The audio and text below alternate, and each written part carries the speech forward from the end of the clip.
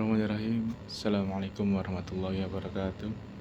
Perkenalkan, nama saya Nanda Fajar Badani dari kelas HKI 6B NIM 0500201222081. Di sini saya akan menjelaskan atau memaparkan tugas yang diberikan oleh Pak Hadi selaku dosen mata kuliah Fatwa dan Jurisprudensi.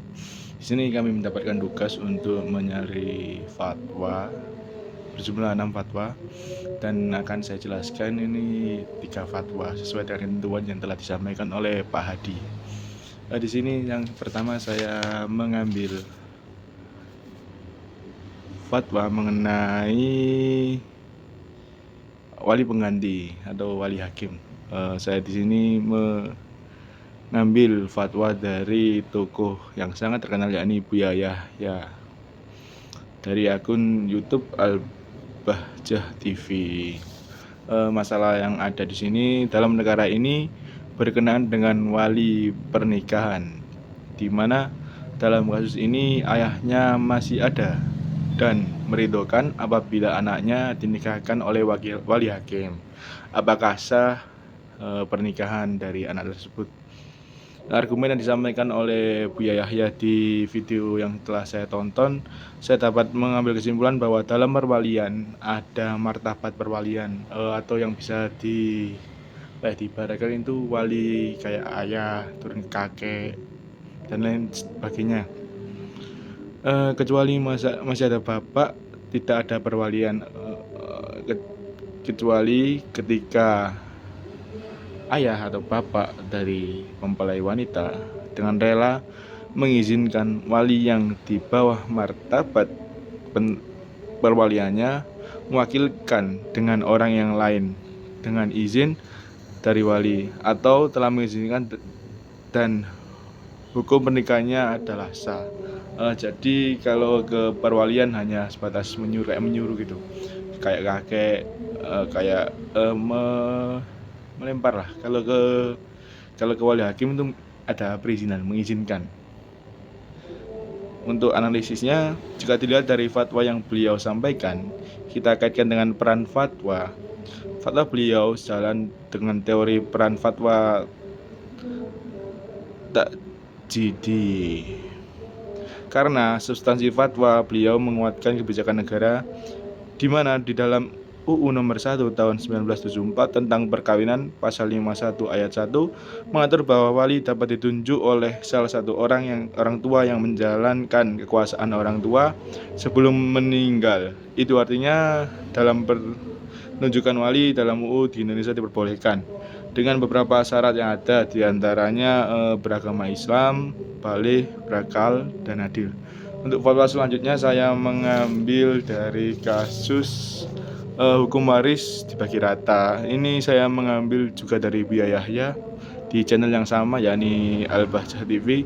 Masalahnya di dalam video ceramah beliau yang berisikan mengenai bagaimana hukum pembagian harta waris yang dibagi rata tidak mengikuti hukum Islam.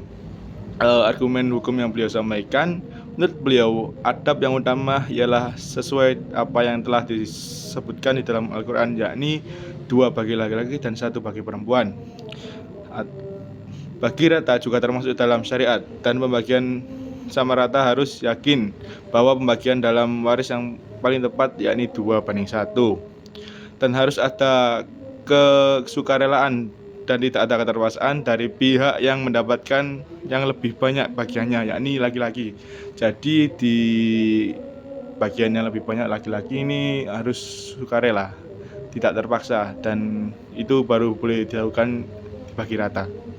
Analisisnya berdasarkan pemaparan yang disampaikan oleh Buya Yahya, fatwa ini dapat dikategorikan dalam teori fungsi fatwa takyidi, karena yang difatwakan mengenai pembagian waris secara merata tercantum dalam KUH Perdata, dan dalam pembagian waris tidak diwajibkan menggunakan hukum Islam, tetapi di Indonesia mengenai pembagian harta waris sesuai dengan hukum Islam diatur dalam UU nomor 3 tahun 2006 tentang pengadilan agama. Dan untuk kasus yang ketiga, saya ini mengambil kasus dari hukum poligami dalam Islam. Saya di sini menonton video dari Ustadz Abdul Somad dari akun Supir Ustadz. Masalahnya bahwa dalam keterangan yang beliau sampaikan berkenaan dalam hukum poligami dan Islam yang sering dipelintir. Jadi disalahpahamkan mengenai hukum poligami itu. Untuk argumen yang beliau sampaikan, menurut apa yang beliau sampaikan dalam ceramahnya, menjelaskan mengenai poligami, dijelaskan bahwa orang Arab dulu ada surat An-Nisa turun itu berkenaan dengan ayat 3 ini, berkenaan dengan orang Arab yang istrinya dulu banyak. Setelah ayat An-Nisa, Al-Quran surat An-Nisa ayat 3 turun ini, istrinya itu dikurangi jadi kayak diseleksi itu maksimal 4.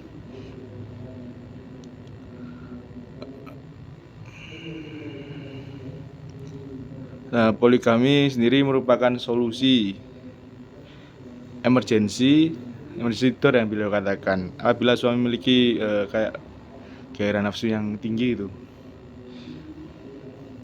Dan untuk analisnya, jika dilihat dari fatwa yang beliau sampaikan, kita kaitkan dengan peran fatwa, maka fatwa beliau sejalan dengan teori peran fatwa Taidi, karena substansi fatwa beliau menguatkan kebijakan negara di mana dalam UU nomor 1 tahun 1974 tentang perkawinan, dan di dalam bantuan tersebut jelaskan tidak sembarangan orang bisa melakukan poligami. Adapun syarat poligami di Indonesia yakni mendapatkan izin dari pengadilan agama, memiliki alasan yang sah, mampu bersikap adil, dan mendapatkan izin dari istri itu.